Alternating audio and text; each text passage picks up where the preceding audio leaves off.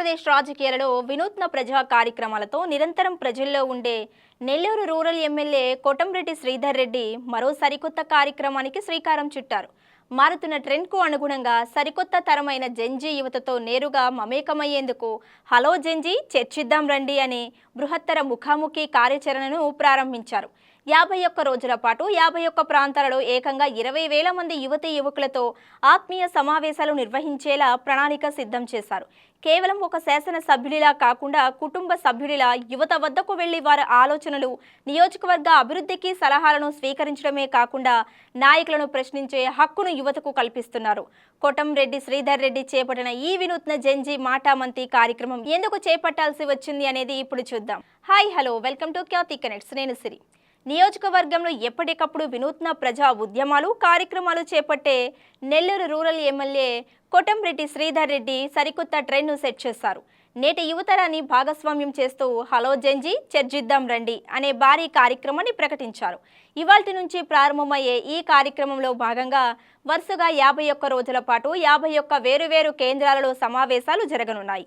నియోజకవర్గ వ్యాప్తంగా ఉన్న దాదాపు 20,000 మంది జెన్జీ యువతతో ఎమ్మెల్యే నేరుగా సంభాషించనున్నారు. నెల్లూరు రూరల్లో ఒకే రోజు పెద్ద ఎత్తున అభివృద్ధి పనులు మొదలుపెట్టడం, అందరికంటే ముందే ఇంటింటికి ఎమ్మెల్యే కార్యక్రమం చేపట్టి రికార్డు సృష్టించిన కోటంరెడ్డి ఇప్పుడు అంతర్జాతీయంగా చర్చనీయాంశమైన జెన్జీ తరం సమస్యపై దృష్టి సారించారు. ఈ మాటామంతి సమావేశాలు అధికారిక హోదాలో కాకుండా పూర్తిగా కుటుంబ వాతావరణంలో ఒక కుటుంబ పెద్దలా సాగుతాయని కోటంరెడ్డి స్పష్టం చేశారు.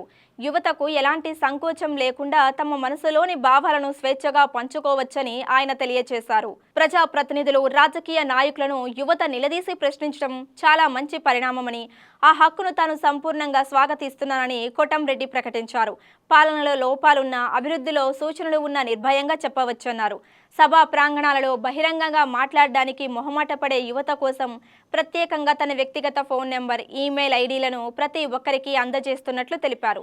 వాటి ద్వారా వచ్చే ప్రతి సందేశాన్ని స్వయంగా పరిశీలిస్తానని హామీ ఇచ్చారు. నియోజకవర్గాన్ని మరింత మోడల్గా ఎలా తీర్చిదిద్దాలి, ఎలాంటి మౌలిక సదుపాయాలు కల్పించాలనే అంశంపై విద్యావంతులైన యువత నుంచి సలహాలు, ప్రాజెక్టు ప్రతిపాదనలు స్వీకరించడమే ఈ కార్యక్రమం ముఖ్య ఉద్దేశమని వెల్లడించారు.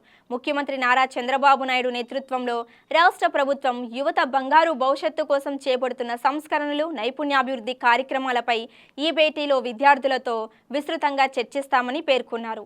విద్య, ఐటీ శాఖల మంత్రిగా నారా లోకేష్ జెన్జీ యువత కోసం వేల సంఖ్యలో ఉద్యోగాలు సృష్టించే దిశగా ప్రపంచ ప్రఖ్యాత పరిశ్రమలను రాష్ట్రానికి తీసుకువస్తున్నారని కొనియాడారు. ఈ అవకాశాలను నెల్లూరు యువత అందిపుచ్చుకునేలా మార్గదర్శనం చేస్తామన్నారు.